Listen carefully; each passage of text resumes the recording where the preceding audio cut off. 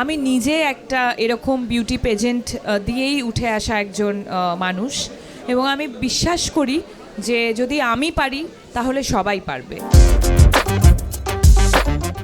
এই সময়ের দীপ্তিদের খোঁজে আমরা, সঙ্গে রয়েছেন শুভশ্রী গঙ্গোপাধ্যায়।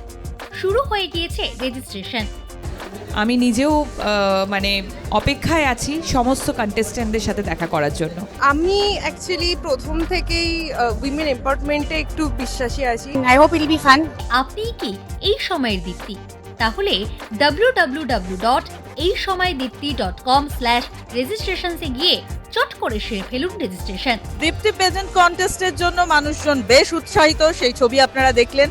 তারা উৎসাহ ভরেই রেজিস্ট্রেশনে অংশগ্রহণ করছেন।